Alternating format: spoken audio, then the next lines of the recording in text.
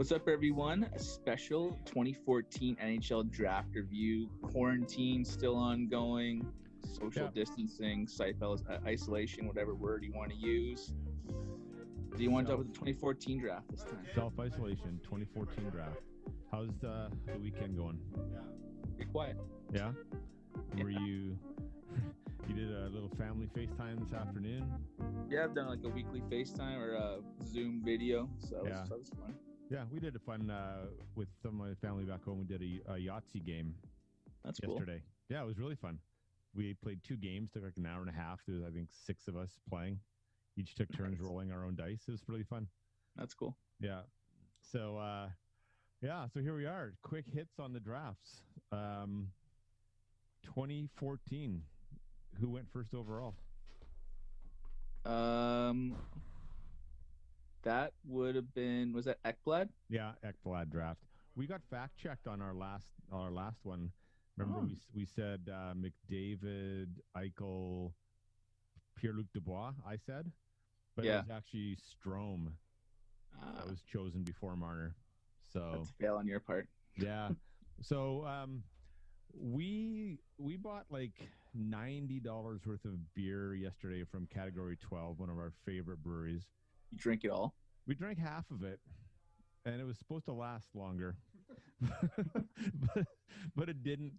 We played an hour and a half of our hybrid game on the floor downstairs here, which we live Instagram. You saw that epic battle, and then we played some Wii golf. I heard a lot of very weird comments of the Instagram live. Yeah, there was some weird comments. People were confused. I don't think many people were watching. But I jumped in a couple times and there was no one else there. No. But then after the fact, it got some views. So one of the beers we didn't drink last night was one of our favorites from Category 12, the Juicy Data. Nice. So that's. I just have half a tall can right now. Red just got the rest. So at number 8, the Leafs chose William Nylander. Great pick. This is almost like, if we're just going to go back behind anyone behind Nylander, who do take instead of him today, I think it's kind of obvious. There's a few players you put that take there. There's some good players. Because if you're there's some good players. So at 9, Ehlers. Yep.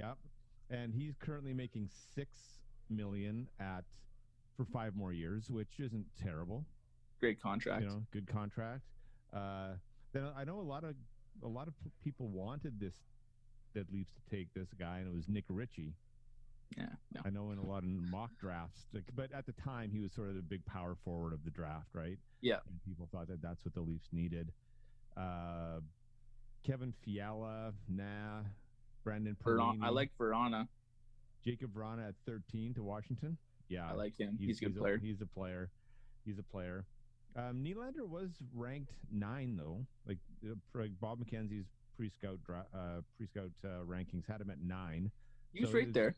Yeah, so it's not like the Leafs swung and missed on that pick. Yeah. The first D chosen after Willy in that draft was Julius Honka from Dallas. He's all right. He's good. Okay. He's only played 87 games in the NHL though. He's in the KHL. What's that? I think he's a KHL player. Yeah. And then interesting, after 15 was Dylan Larkin. Good player. I mean, I think he's every bit as good as Willy.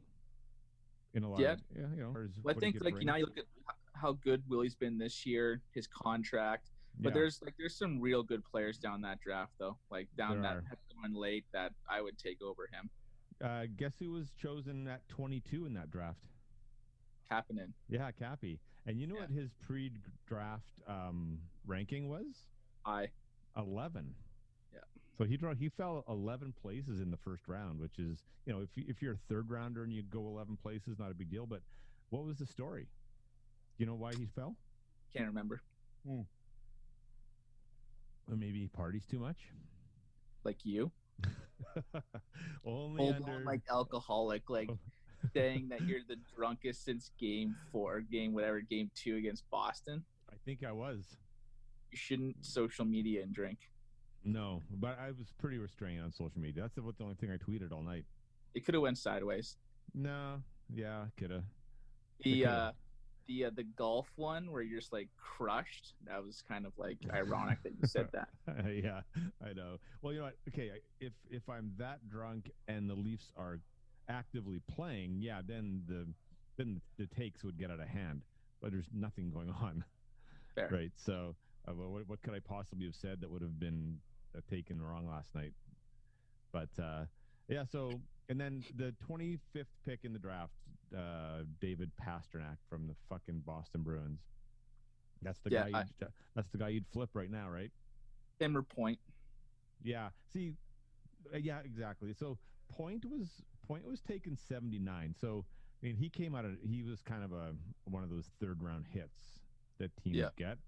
But you know, he's got two more at 6.75. So like in 2 years, his contract is going to be way higher than Willy's is now. He's a centerman though, but I think like you look at value, like you're probably taking Pasternak over Willy. Mm-hmm. And just for all the people that are unhappy, but yeah, because he just plays a different game, a little tougher. How much of Pasternak do you think, though, is a byproduct of the line he gets to play on and the city he gets to play in? Well, I was thinking that like if you put Willy on that line, does he raise his level because he's playing with Bergeron and Marchand to become more defensive minded? You kind of see that a little bit with Tavares. So I think there would be similar successes for Willy if he's playing with those two. I think you put anyone with Bergeron, you're going to be successful. Kind of like with Tavares with Marner last year, and then Willy this year when he got put there. Like he's having a career year, and guess what? Always playing with John Tavares. Yeah, exactly.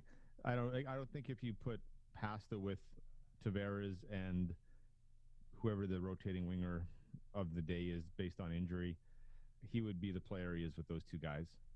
That's fair. But you know, I don't know enough about draft Pasternak and his game. I mean, whether he was always considered a grittier style of player or what or what his deal was. So I'm not really sure. I'm not sure. But to the point, Willy's having a better year than Braden Point now, and he actually had the season not ended, he would have matched his numbers from last year. So Willy's got it. He's every bit the player that Point is. Point put up 90 points last year. Yeah, he did. Willy was not on pace for 90. Willy's on pace for like 70. But I looked at points, but 41 goals. Yeah. So was Willy at what does Willy have this year? 35. Just over 30, I thought. Just over 30. So he might have got a heater, might have got high 30s, which is still, you know what? No one saw that coming, except maybe Willy. He was pretty confident going into the season. So that's the 2014 draft. Happy with our pick.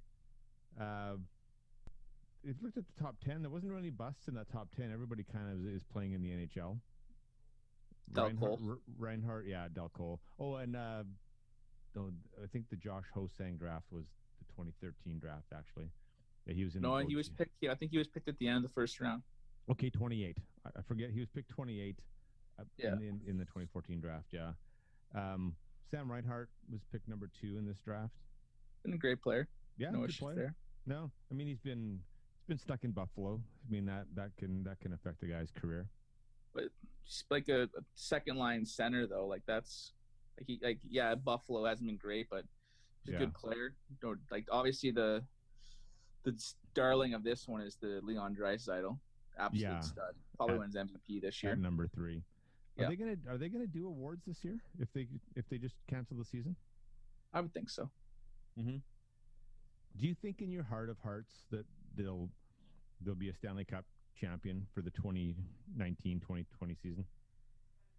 I don't even know. At this point, though, even if they do it, it doesn't matter. It's not going to have the same cachet. Like, if the Leafs win this year, it'd be just, like, horrible because it's like, it's not a real Stanley Cup. Yeah. I don't think anyone wants to win the Stanley Cup, to be honest, because it's kind of like, So tainted. Yes. Like, I would see a scenario where Canada would be ready to go but the States would be about a month behind being ready to go for sporting events. But you can't At do that least though. a month, and you can't do it. The players are all over the world though right now. Yeah, so exactly. It doesn't even matter. And I don't like logistically. I don't think they even play one more game this season. I think it gets striked off the record. Well, like I'm starting to read articles now. It's like the NFL is not going to have a full 16-game schedule. That they may have a reduced schedule. That's insane. Yep. That's crazy. So we're going to keep these segments short and try and do one every day. So just a little tease for tomorrow. If a person can count backwards, they know what's coming. It's the 2013 draft. And a little tease, it's the GOAT. Whenever we look at drafts like the GOAT, where you think, oh, we didn't get the best pick, I always like to look at the pre-draft rankings. And so we'll kind of weigh that out tomorrow as well. Excellent. Yeah. All right. I like your background. Yeah, more PG friendly today. Yeah, you got to show me how to do that, because that looks just like the neon that we have in the podcast room. It is the neon one in the podcast room. Oh, it is ours. So you took a pic of it? Yeah. On your phone. Okay, and then you made it in the back. You're techie. You're very techie. That's a pretty dopey observation, or lack of observation by me. Yes. But I didn't see the on-air part because your shoulders are covering it, so I just saw the sign. But it comes off well in that format. Yeah. All right. So we'll talk to everybody in the next day or two about 2013. Sounds good. Okay.